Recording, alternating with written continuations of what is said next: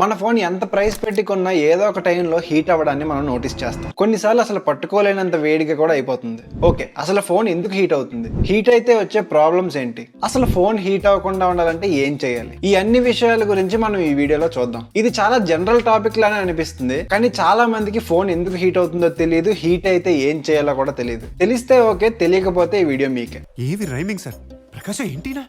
వీడియోని మొత్తం చూడండి, ఖచ్చితంగా ఏదో ఒక కొత్త విషయాన్ని తెలుసుకునే వెళ్తారు. ఈలోపు వీడియోని లైక్ చేసి మన ఛానల్ సబ్స్క్రైబ్ చేసుకోండి. ఫస్ట్ కామన్ రీజన్ ఏంటంటే CPU ఆర్ GPU యూసేజ్ ఎక్కువ అయితే ఫోన్స్ హీట్ అవుతాయి. అంటే ఎక్కువ గ్రాఫిక్స్ ని డిమాండ్ చేసే యాప్స్ కానీ గేమ్స్ కానీ ఓవర్ టైం యూస్ చేస్తే ఫోన్ హీట్ అవుతుంది. రీసెంట్ యాప్స్ లో మనం చాలా సార్లు కొన్ని యాప్స్ ని క్లోజ్ చేయకుండా వదిలేస్తాం. అలా వదిలేసినప్పుడు ఫోన్ హీట్ అయ్యే ఛాన్స్ ఉంది. అలా అని దీని వల్ల చాలా పెద్ద ఎఫెక్ట్ ఉంటుందా అంటే కాదు, ఎంతో కొంత ఎఫెక్ట్ అయితే ఉంటుంది. సపోజ్ ఐఫోన్స్ లో మనం రీసెంట్ యాప్స్ ని క్లోజ్ చేయకపోయినా పెద్ద మ్యాటర్ ఏం కాదు. అలా అని అన్ని ఫోన్స్ కి అలా ఉండదు. కాబట్టి ఎందుకైనా సేఫ్ జోన్ లో ఉండడానికి ఫ్రీక్వెంట్ గా యూజ్ చేసే యాప్స్ ని రీసెంట్ యాప్స్ లో ఉంచినా పర్లేదు, కానీ ఒకవేళ ఫ్రీక్వెంట్ గా యూజ్ యాప్స్ ఏవైనా ఉంటే క్లోజ్ చేసుకుంటే బెటర్. నెక్స్ట్ రీజన్ ఏంటంటే వీడియో స్ట్రీమింగ్. ఫోన్ లో యూట్యూబ్ వీడియోస్ కానీ ఓటీటీలో మూవీస్ కానీ ఎక్కువసేపు చూస్తే ఫోన్ లో హీట్ జనరేట్ అవుతుంది. ఇది ఒకటే కాదు, వీడియో కాల్స్ కోసం ఫోన్ ని ఎక్కువసేపు యూజ్ చేసినా కూడా హీట్ జనరేట్ అవుతుంది. అండ్ ఇవన్నీ మీరు వైఫైతో కాకుండా మొబైల్ డేటాతో యూజ్ చేస్తే ఇంకా ఎక్స్ట్రా హీట్ యాడ్ అవుతుంది. అండ్ నెక్స్ట్, ఇది బిగ్గెస్ట్ రీజన్,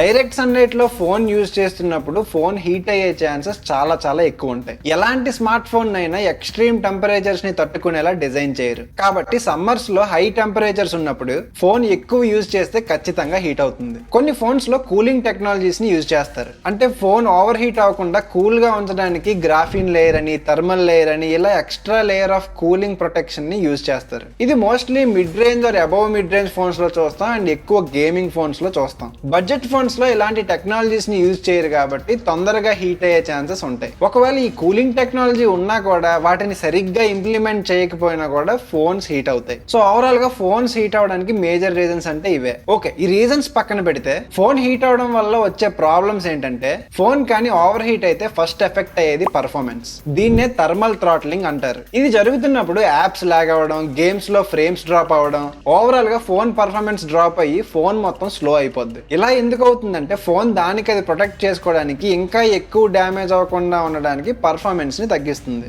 దీని తర్వాత నెక్స్ట్ ఎఫెక్ట్ అయ్యేది బ్యాటరీ. ఒకవేళ మన ఫోన్ ఫ్రీక్వెంట్ గా హీట్ అయితే బ్యాటరీ లైఫ్ ఎఫెక్ట్ అవుతుంది. ఒకవేళ ఇది అలా కంటిన్యూ అయితే ఫ్యూచర్ లో బ్యాటరీ లైఫ్ స్పాన్ కూడా తగ్గిపోతుంది. ఫోన్ లో లిథియం అయాన్ బ్యాటరీస్ ని యూజ్ చేస్తారు కాబట్టి ఇవి ఎక్కువ హీట్ ని తట్టుకోలేవు. సో వర్స్ట్ కేసెస్ లో బ్యాటరీస్ పేలిపోవడం లాంటివి కూడా జరుగుతాయి. ఇది మనం చాలా కేసెస్ లో నోటీస్ చేసాం. ఓకే, ఫోన్ ఎందుకు హీట్ అవుతుంది, హీట్ అయితే వచ్చే ప్రాబ్లమ్స్ ఏంటో మీకు ఇప్పటి వరకు క్లారిటీ వచ్చే ఉంటుంది. ఇదంతా కాదు, అసలు నాకు ఫోన్ హీట్ అవ్వకుండా ఉండాలి అంటే మనం కొన్ని జాగ్రత్తలు తీసుకోవాలి. ఫస్ట్, మనం ఫోన్ చార్జ్ చేస్తున్నప్పుడు యూజ్ చేయడం మానేయాలి. కొంతమంది ఫోన్ చార్జ్ చేస్తున్నప్పుడు గేమ్స్ ఆడడం లేదా ఇంటెన్సివ్ టాస్క్స్ లాంటివి చేస్తారు. ఫోన్ చార్జ్ చేస్తున్నప్పుడు ఆల్రెడీ కొంత హీట్ జనరేట్ అవుతుంది. దానికి తోడుగా ఇలాంటి పనులు చేస్తే ఇంకా ఓవర్ హీట్ అయ్యే ఛాన్సెస్ ఉంటాయి. కొన్ని గేమింగ్ ఫోన్స్ లో, ఫ్లాగ్షిప్ ఫోన్స్ లో ఫోన్ ని కూల్ గా ఉంచడానికి కొన్ని కూలింగ్ మెకానిజమ్స్ ని యూజ్ చేస్తారు కాబట్టి కొంతవరకు పర్లేదు. కానీ బడ్జెట్ లో వచ్చే ఫోన్స్ లో అలా ఉండదు కాబట్టి ఫోన్ చార్జ్ చేస్తున్నప్పుడు యూజ్ చేయకపోవడమే బెటర్. ఒకవేళ గేమింగ్ కోసం ఫోన్ చార్జ్ చేస్తూ యూజ్ చేయాలంటే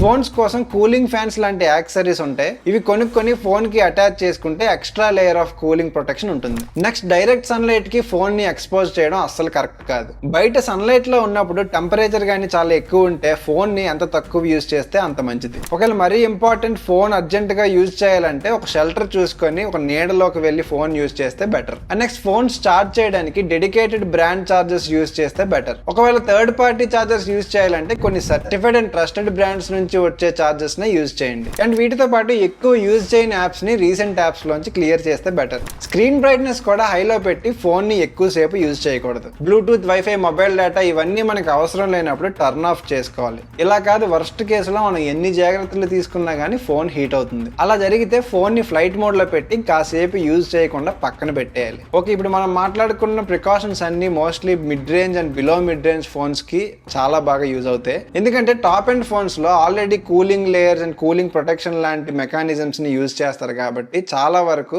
ఫోన్ టెంపరేచర్ కంట్రోల్లోనే ఉంటుంది. బట్ మనం స్టార్టింగ్ లో చెప్పినట్టు ఎంత రేట్ ఫోన్ అయినా ఏదో ఒక టైంలో హీట్ అవుతుంది. అలాంటప్పుడు మనం ఇప్పుడు మాట్లాడుకున్న ప్రికాషన్స్ ని ఫాలో అయితే బెటర్. సో ఇవి ఫోన్ హీట్ అవ్వకుండా ఉండడానికి మనం తీసుకోవాల్సిన కొన్ని ప్రికాషన్స్. సో ఓవరాల్ గా ఫోన్ హీటింగ్ గురించి అయితే మనం వీడియోలో కవర్ చేసాం. ఇది జనరల్ టాపిక్ లానే అనిపిస్తుంది కానీ అందరికీ యూజ్ అవుతుందని వీడియో చేశాను. ఒకవేళ ఇలాంటి వీడియోస్ ఇంకా కావాలంటే మన ఛానల్ సబ్స్క్రైబ్ చేసుకోండి. ఈ వీడియో నచ్చితే లైక్ చేసి మీ ఫ్రెండ్స్కి షేర్ చేయండి. Thank you for watching. మళ్ళీ నెక్స్ట్ వీడియోలో కలుద్దాం.